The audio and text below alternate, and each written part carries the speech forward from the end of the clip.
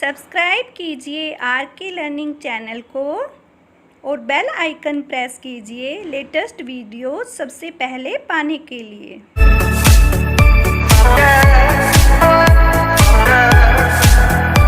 Hello friends, welcome to R K learning academy. Friends, आज के इस वीडियो लेक्चर में हम सीडीपी के सेकंड पार्ट को करेंगे, जो कि हमारा बाइलिंगुअल रहेगा। एजुकेशनल साइकोलॉजी हम जिसमें कर रहे हैं। फ्रेंड्स, इंग्लिश एंड हिंदी दोनों टाइप के स्टूडेंट्स के लिए ये वीडियो बेनिफिशियल रहने वाली है। फ्रेंड्स, आप लोगों ने चाहे किसी भी टेट एग्जाम के लिए अप्लाई किया है, ये क्वेश्चंस आपके हर टेट एग्जाम के लिए वेरी वेरी इंपॉर्टेंट क्वेश्चंस हैं। आई होप वीडियो आप लोगों को जरूर पसंद आएगी, तो आप इसे लाइक एंड शेयर जरूर कर दीजिएगा। अगर चैनल पर फर्स्ट टाइम आप विजिट कर रहे हैं तो चैनल को सब्सक्राइब कर लीजिएगा, साथ ही बेल आइकन को प्रेस कर लीजिएगा ताकि हर न्यू अपडेट का नोटिफिकेशन आप लोगों को मिल सके। फ्रेंड्स, हम लोग चैप्टर वाइज फुल सिलेबस को कवर करते चलेंगे। आइए फ्रेंड्स, आज की क्लास स्टार्ट करते हैं और देखते हैं आज का हमारा first question. The Pioneer of functionalism is, जो प्रकार्यवाद है इसके अग्रणी हमें बताना है कौन है। ऑप्शंस देखिए फ्रेंड्स, ए है हमारी विल्हेम वुंड, सेकंड ऑप्शन है हमारी विलियम जेम्स, ऑप्शन सी है जेबी वाटसन और ऑप्शन डी है कर्ट लेविन। हमारी ऑप्शन बी यहाँ पर करेक्ट हो जाएगी, विलियम जेम्स। विलियम जेम्स प्रकार्यवाद के अग्रणी हैं। नेक्स्ट क्वेश्चन देखिए friends, according to the behaviourist school of psychology the teacher is, हमें टीचर के बारे में बताना है किसके अकॉर्डिंग, व्यवहारवादी जो विचारधारा है उसके अकॉर्डिंग। ठीक है, व्यवहारवादी विचारधारा के अनुसार एक अध्यापक होता है, कैसा होता है वो हमें बताना है। ऑप्शंस देखिए friends, store house of knowledge, ज्ञान का भंडार होता है।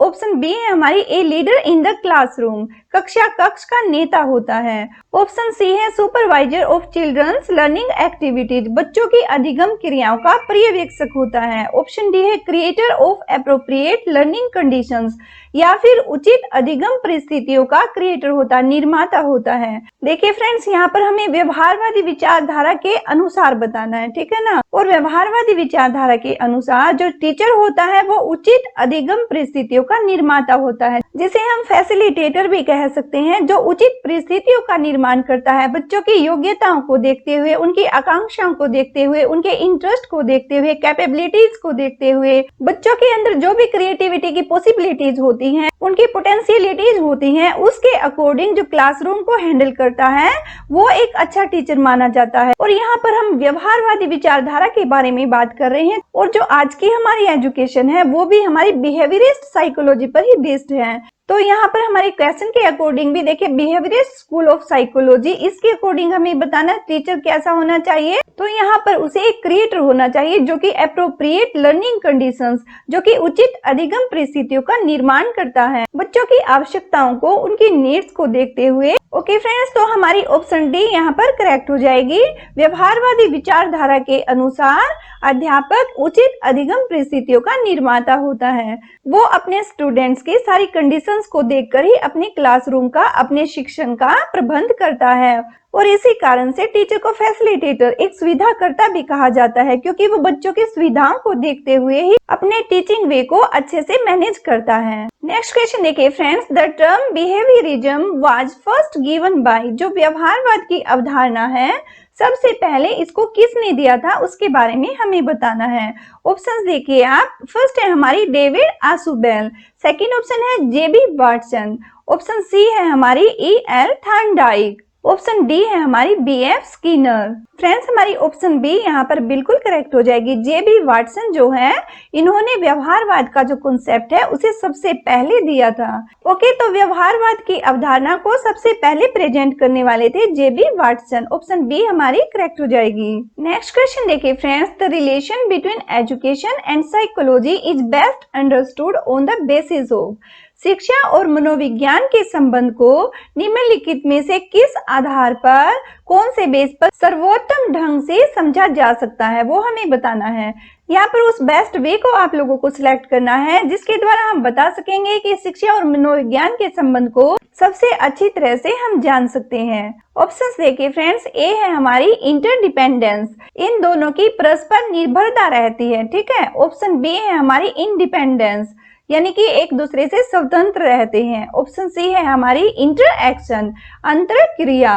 फ्रेंड्स यहाँ पर हमारी ऑप्शन सी करेक्ट हो जाएगी, इंटरेक्शन। ठीक है, और अंतर क्रिया का संबंध कैसे है वो जान लीजिए आप लोग। देखिए हमारी जो एजुकेशन होती है वो साइकोलॉजी पर ही बेस्ड होती है। ठीक है, और हमें इसका संबंध ही बताना है। तो अंतर क्रिया होना दोनों में कॉमन है। और ये इंटरेक्शन दोनों के बीच में क्यों कॉमन है? क्योंकि बच्चे की साइकोलॉजी को जब तक हम नहीं जानेंगे, एजुकेशन की प्रोसेस को हम आगे नहीं बढ़ा सकते। क्योंकि बच्चे के इंटरेस्ट को, उसकी कैपेबिलिटीज को, उसकी हॉबीज को, उसकी पोटेंशियलिटीज को, उसकी डिसेबिलिटीज को, इन सब को जानते हुए ही हम अपने टीचिंग वे को अपनाते हैं। इसलिए जब तक हमें मनोविज्ञान का अच्छे से नॉलेज नहीं होगा तो हमारी जो शिक्षा की पद्धति है, हमारी शिक्षा की प्रोसेस है, वो सुचारू रूप से सुफलदायी नहीं हो सकती। ओके, और अगर हम मनोविज्ञान को अकेले लेकर चलते हैं तो शिक्षा के बगैर ये भी अधूरा है। तो फ्रेंड्स यहाँ पर देखिए इन दोनों के बीच में इंटरेक्शन होता है। तो इस प्रकार से हम कह सकते हैं कि एजुकेशन और साइकोलॉजी, शिक्षा और मनोविज्ञान, इन दोनों के बीच में इंटरेक्शन होना बहुत ही जरूरी है और इसी पर ये बेस्ड होती है। ठीक है, ओके, तो अंतर क्रिया के आधार पर ही इसको सर्वोत्तम ढंग से समझा जा सकता है। ऑप्शन सी हमारी बिल्कुल करेक्ट हो जाएगी। नेक्स्ट क्वेश्चन देखिए friends, which of the following tools of collecting psychological information about pupils is the most objective। देखिए हमें बताना क्या है, विद्यार्थी के बारे में मनोवैज्ञानिक सूचना संग्रह करने के निम्नलिखित उपकरणों में से, ठीक है, कौन सा सबसे ज्यादा ऑब्जेक्टिव है, वस्तुनिष्ठ है, जो सबसे बेस्ट ऑब्जेक्टिव रूप वाला है, वो हमें ऑप्शन यहाँ पर सिलेक्ट करना है। ऑप्शंस देखिए फ्रेंड्स आप, फर्स्ट है हमारा रेटिंग स्केल, जिसे हम कहते हैं निर्धारण मापनी। ठीक है, ऑप्शन बी है हमारी इंटरव्यू यानी साक्षात्कार। ऑप्शन सी है हमारी स्टैंडर्डाइज्ड टेस्ट। ऑप्शन डी है प्रोजेक्टिव डिवाइसेज।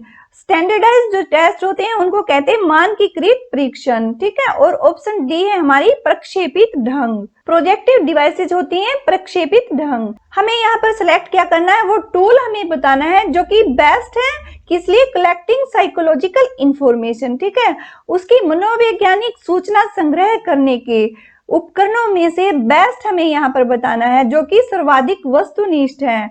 और देखिए फ्रेंड्स रेटिंग स्केल है, ये हमारा ऑब्जेक्टिव नहीं होता। ठीक है, इसकी पूर्ण सत्यता को हम नहीं जान सकते हैं। और इंटरव्यू में देखिए तो साक्षात्कार है ना, इसमें कोई एक्सपेरिमेंट नहीं किया गया है, कोई स्टैंडर्डाइज नहीं है, मानकीकृत कोई चीज नहीं है, तो खाली इंटरव्यू के बेस पर हम उसे सर्वाधिक वस्तुनिष्ठ नहीं कह सकते हैं। ऑप्शन सी है हमारी मानकीकृत परीक्षण, स्टैंडर्डाइज्ड टेस्ट।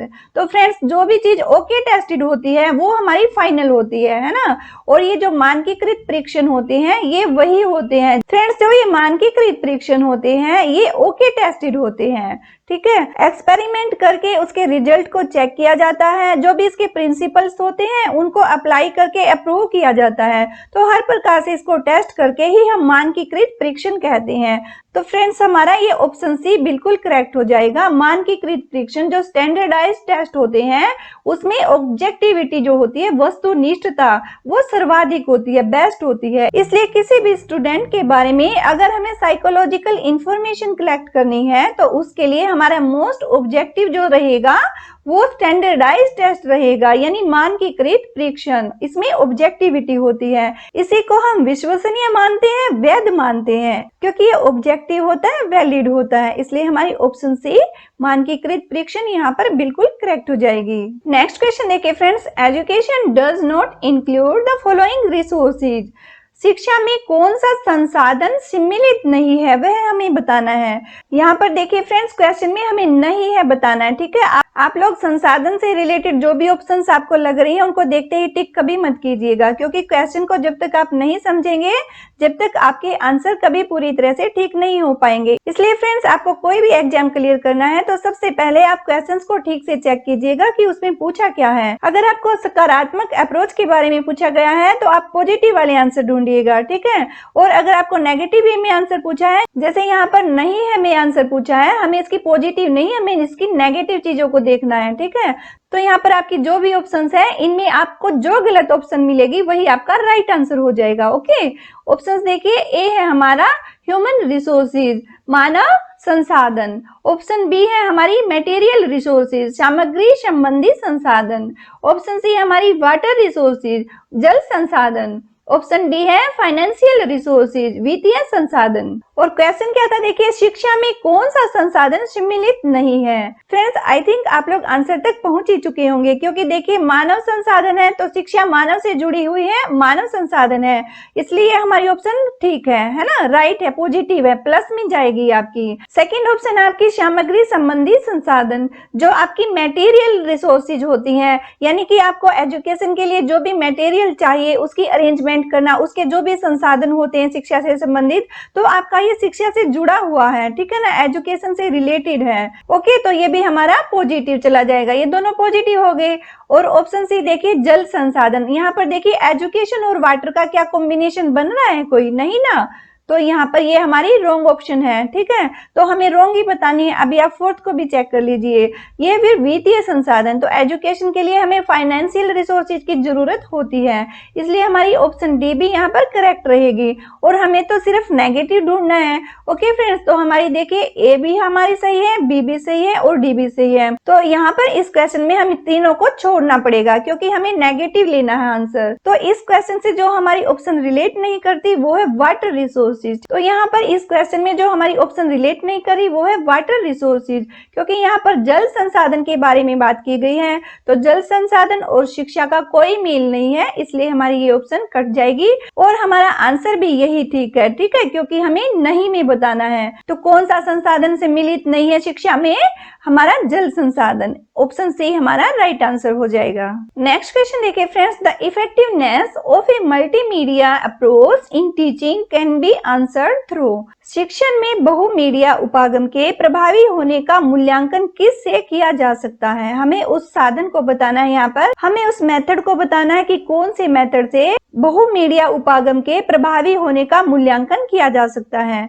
ऑप्शन देखिए फ्रेंड्स, ए है हमारा एक्सपेरिमेंटेशन यानी परीक्षण के द्वारा, ठीक है, ऑप्शन बी है सर्वे के द्वारा, ऑप्शन सी है केस स्टडीज यानी व्यक्ति अध्ययन के द्वारा, ठीक है, ऑप्शन डी है आपका लॉन्गिट्यूडिनल स्टडीज, ठीक है, देशांतरीय अध्ययन के द्वारा। तो फ्रेंड्स यहाँ पर देखिए हमारी ऑप्शन ए बिल्कुल करेक्ट हो जाएगी, एक्सपेरिमेंटेशन। ओके, और पूछा क्या है, शिक्षण में बहुमीडिया उपागम के प्रभावी होने का मूल्यांकन किससे किया जाएगा। तो जब तक हम एक्सपेरिमेंट नहीं करेंगे कोई, तो हमें इसके प्रभावी होने का पता कैसे चलेगा। तो हमारा ऑप्शन ए बिल्कुल सही हो जाएगा, परीक्षण के द्वारा ही हम इसके प्रभावी होने का मूल्यांकन कर सकते हैं। शिक्षण में बहुमीडिया उपागम के प्रभावी होने का मूल्यांकन परीक्षण के द्वारा ही किया जा सकता है, इसलिए ऑप्शन ए हमारी करेक्ट हो जाएगी। शिक्षण में बहुमीडिया उपागम के प्रभावी होने का उसका इवेल्युएशन करेंगे, मूल्यांकन करेंगे, तो इसका बेस्ट वे हमारा रहेगा एक्सपेरिमेंटेशन, जो हम परीक्षण के द्वारा कर सकते हैं, वो इनमें से किसी और वे से हम नहीं कर सकते।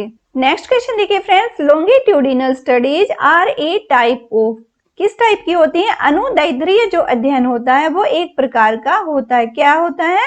ऑप्शंस देखिए यहाँ पर, ए है ऐतिहासिक अध्ययन का, ऑप्शन बी है विकासात्मक अध्ययन का, ऑप्शन सी है सर्वेक्षण अध्ययन का, ऑप्शन डी है दार्शनिक अध्ययन का। ऑप्शन बी हमारी यहाँ पर राइट आंसर हो जाएगा, ठीक है। डेवलपमेंटल स्टडीज होती है जो, वो लॉन्गिट्यूडिनल स्टडीज होती है, ये इसी की टाइप होती है। हिस्टोरिकल स्टडीज या फिर सर्वे स्टडीज या फिर फिलोसॉफिकल स्टडीज, इनसे इसका कोई रिलेशन नहीं होता, क्योंकि ये अनुदैर्ध्य अध्ययन के बारे में पूछा है, कैसा होता है, एक प्रकार का विकासात्मक अध्ययन होता है, ठीक है। तो हमारी ऑप्शन बी यहाँ पर करेक्ट आंसर हो जाएगा। नेक्स्ट क्वेश्चन देखिए friends, the knowledge of educational psychology mostly helps the teacher to. हमारा क्वेश्चन है, शैक्षिक मनोविज्ञान का ज्ञान अध्यापक के लिए सहायक होता है, उसको क्या हेल्प करता है, कैसे करता है, ये हमें बताना है। ऑप्शन देखिए फ्रेंड्स, ऑप्शन ए है हमारी decide general AIIMS of education, ये शिक्षा के सामान्य उद्देश्यों के प्रति निर्णय लेने में एक टीचर की हेल्प करता है। कौन, शैक्षिक मनोविज्ञान का नॉलेज, ठीक है, जो एजुकेशनल साइकोलॉजी होती है वो उसको एक टीचर को कैसे हेल्प करता है, इसके बारे में हम यहाँ पर बता रहे हैं। ऑप्शन बी है हमारी राइट स्पेसिफिक इंस्ट्रक्शनल ऑब्जेक्टिव्स, ठीक है, जो हमारे विशिष्ट शैक्षिक उद्देश्य होते हैं उनको लिखने में एक टीचर की हेल्प करता है। ऑप्शन सी है friends, choose right instructional approach, सही जो शैक्षणिक उपागम होता है उसको सिलेक्ट करने में। तो यहाँ पर देखिए हमारी ऑप्शन सी बिल्कुल ठीक निकल रही है, ठीक है। और ये ऑप्शन हमारी ठीक क्यों है? देखिए एक टीचर को एजुकेशनल साइकोलॉजी का नॉलेज होना बहुत ही जरूरी होता है। और ये मोस्टली हेल्प कैसे करता है? देखिए अगर टीचर को स्टूडेंट्स की एबिलिटीज का, उनकी कैपेसिटीज का, उनकी पोटेंशियलिटीज का, पॉसिबिलिटीज का, कि वो किस कार्य को कर सकते हैं, किसकी संभावनाएं उनमें हैं, उनकी आकांक्षाओं का, इन सब का ध्यान रखते हुए वो कोई भी अपना टीचिंग वे अपनाते हैं, तो ये हमारा होता है एजुकेशनल साइकोलॉजी। और एजुकेशनल साइकोलॉजी के द्वारा ही एक टीचर किसी सही उपागम को सिलेक्ट कर पाता है कि वो कौन सी विधि से बच्चों को शिक्षण देगा, क्लासरूम में कौन से टीचिंग वे को अपनाएगा, कौन से टीचिंग मेथड का यूज करेगा। ये सब एक टीचर एजुकेशनल साइकोलॉजी के द्वारा ही कर पाता है। और एजुकेशनल साइकोलॉजी में सबसे पहले उसे बच्चे के बारे में संपूर्णतः जानना होता है, उसकी जो डिफरेंशियलिटीज होती हैं, विभिन्नताएं होती हैं, उनके बारे में, उसकी योग्यताएं, उसकी आकांक्षाएं, उसकी रुचियां, इन सब के बारे में जब तक एक टीचर को नॉलेज नहीं होगा तो वह उसका जो टीचिंग का वे है, टीचिंग का मेथड है, उसका अच्छे से प्रयोग नहीं कर पाएगा। और अगर टीचर अच्छे से स्टूडेंट्स को पढ़ा ही नहीं पा रहा है तो वो रिजल्ट कैसे ला पाएगा, ठीक है। तो हमारी शिक्षा की जो प्रोसेस है, एजुकेशन की प्रोसेस है, वो सुचारू रूप से अच्छे से हमें रिजल्ट नहीं देगी और बच्चों का भविष्य भी अंधकार में जाएगा। इसलिए फ्रेंड्स हमारा जो मोस्टली हेल्पर होता है वो एजुकेशनल साइकोलॉजी होती है। एजुकेशनल साइकोलॉजी का नॉलेज होना हर टीचर के लिए जरूरी होता है, आज की मॉडर्न एजुकेशन के लिए सबसे जरूरी चीज है। और यहाँ से आपके अक्सर क्वेश्चन पूछे जाते हैं, इसलिए सबसे पहला टॉपिक हमने एजुकेशनल साइकोलॉजी का ही लिया है।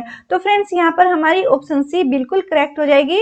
जो राइट इंस्ट्रक्शनल अप्रोच है उसको चूज करने में, सिलेक्ट करने में मोस्टली हेल्प करता है टीचर की। कौन करता है? एजुकेशनल साइकोलॉजी का knowledge. Okay, option C is the correct answer. Next question देखिए friends, social psychology focuses on, किस पर फोकस करता है, एंड देयर, और उनके किस चीज पर फोकस करता है। दो चीजें आपको बतानी है, ठीक है।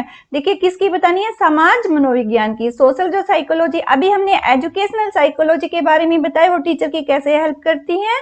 अब हमारे क्वेश्चन है सोशल साइकोलॉजी से रिलेटेड। ओके, तो यहाँ पर क्या पूछा? देखिए समाज मनोविज्ञान पर तथा उनकी या उनके पर फोकस करता है। किस पर फोकस करता है ये हमें बताना है, किसकी या किसके, ठीक है।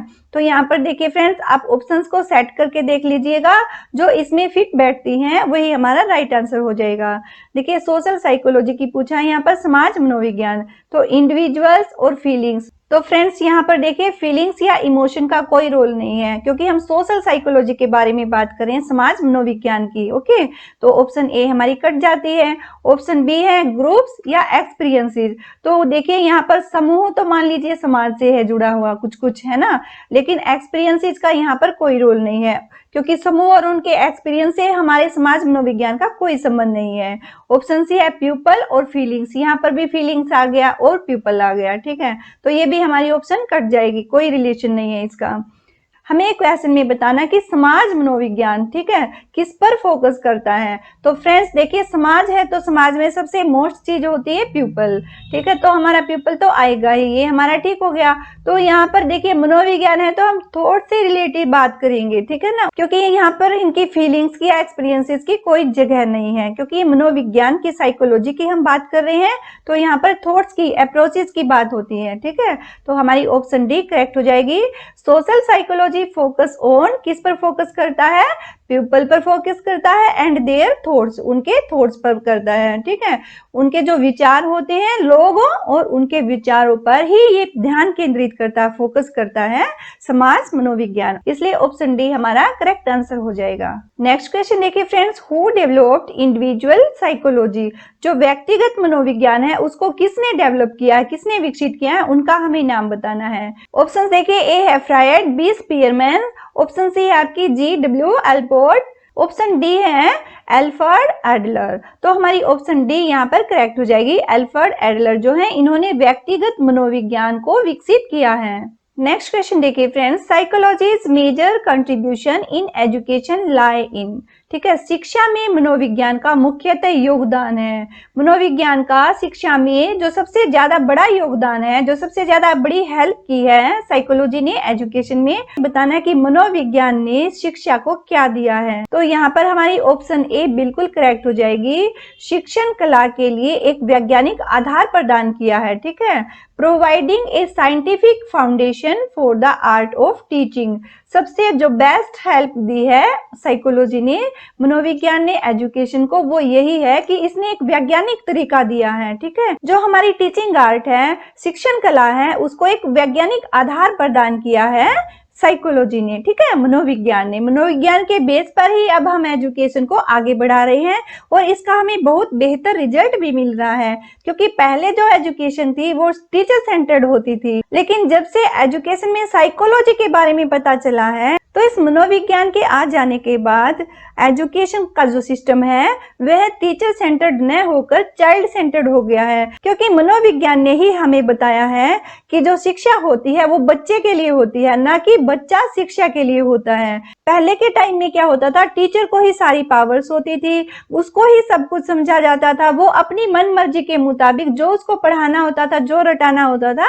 बच्चों को वही रटाफिकेशन करा के बस वो टीचिंग होती थी। ओके फ्रेंड्स, तो एक टीचर को मनोविज्ञान का ज्ञान होना बहुत जरूरी है और मनोविज्ञान ने हमारे टीचिंग वे को, हमारी टीचिंग आर्ट को एक वैज्ञानिक आधार दिया है, एक साइंटिफिक वे दिया है, साइंटिफिक बेस दिया है, और इसी की बदौलत है कि आज के टाइम में इंसान इतनी तरक्की कर रहा है। हमारे साइंस और टेक्नोलॉजी इतनी आगे इसलिए पहुंच पाई है क्योंकि साइकोलॉजी का इसमें मेन इंपॉर्टेंट रोल रहा है, क्योंकि आज के टाइम में स्टूडेंट्स को जो एजुकेशन दी जाती है वो साइकोलॉजी पर बेस्ड होती है। स्टूडेंट्स के इंटरेस्ट को समझकर, उनकी एबिलिटीज को देखकर, उनकी कैपेसिटीज को देखकर, उनमें क्या संभावनाएं हैं, बच्चा क्या कर सकता है, इन सब की जानकारी रखते हुए ही टीचिंग वे को अपनाया जाता है। इसलिए हमारा जो टीचिंग वे है उसने भी प्रोग्रेस की। तो ये सब मनोविज्ञान की देन है, साइकोलॉजी की देन है। हम कह सकते हैं कि साइकोलॉजी ने, मनोविज्ञान ने टीचिंग वर्ल्ड को, जो हमारी एजुकेशन की दुनिया है, उसको एक साइंटिफिक अप्रोच दी है। ठीक है। बेस तो दिया ही है, एक दृष्टिकोण भी दिया है। ओके, तो यहाँ पर हमारी ऑप्शन ए बिल्कुल करेक्ट हो जाएगी।